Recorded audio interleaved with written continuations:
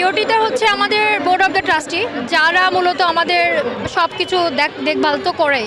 তো এখন আমাদের যে পার্মানেন্ট ক্যাম্পাসটা হওয়ার কথা ছিল ওইটা মূলত কাজটা বন্ধ রাখছে উনি, কিন্তু উনি আমাদের আশ্বাস দিয়েছিল আমাদের এই যে 25-এর ভিতরে একটা ডিপার্টমেন্ট নিয়ে যাবে। নজরুল মানে বোর্ড অফ দ্য ট্রাস্টির কথা ছাড়া তো আর এগুলো নির্দেশনা আমাদের আসবে না। তো উনি আমাদের বোর্ড অফ দ্য ট্রাস্টির মেম্বার, চেয়ারম্যান আর কি, চেয়ারম্যান।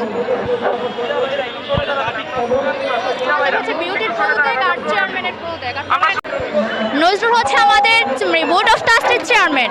আর আমাদের ক্যাম্পাস পার্মানেন্ট ক্যাম্পাস এখনো হয় নাই।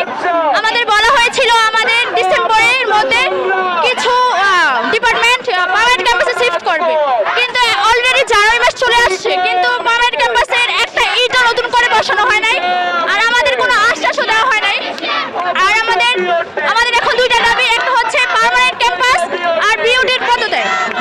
আমরা লাস্ট 15-16 দিন যাবত আন্দোলন করতেছি, সাড়া পাইতেছি না। যদি আজকে আমরা কোনো কিছু না পাই, প্রতিবাদ না পাই, তাহলে সরি আঙ্কেল একটু কাট করেন এটা।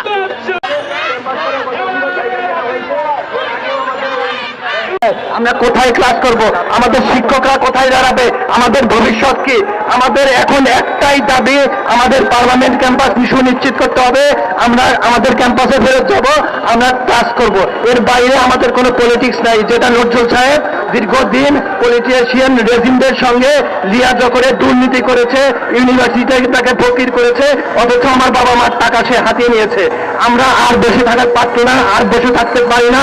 আমাদের ওয়ালে পিঠ থেকে গেছে, আমাদের ভবিষ্যৎ অন্ধকার। অতএব আমরা এই দাবি নিয়ে রাস্তায় নেমেছি, আসি, থাকবো আদায় না হওয়া পর্যন্ত।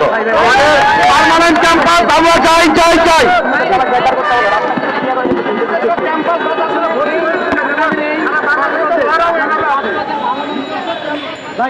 এখানে একটু বলার আছে, একটু প্লিজ শুনে প্লিজ।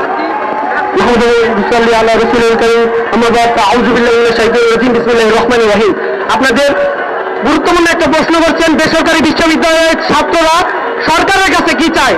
বেসরকারি বিশ্ববিদ্যালয়ে ভর্তি হয়েছে, বেসরকারি বিশ্ববিদ্যালয়ের উপর ভরসা করে না। এই বিশ্ববিদ্যালয়ে অনুমোদন দেওয়া হয়েছে, অনুমোদন এমন বিশ্ববিদ্যালয়কে কেন দিল যে বিশ্ববিদ্যালয় পাওয়া যাবে? বিশ্ববিদ্যালয় যদি পাওয়া যায়, প্রত্যেকটা শিক্ষার্থীর দায়িত্ব নিতে হবে এই সরকারকে। সরকারের উপরে ভরসা করছি, কারণ সরকার অনুমোদন দিছে তাই ভর্তি হয়েছি। এখন যদি বিশ্ববিদ্যালয় পাওয়া যায়, অবশ্যই দায়িত্ব নেবে সরকার। এবং আজকে আমার আসিফ ভাই কই?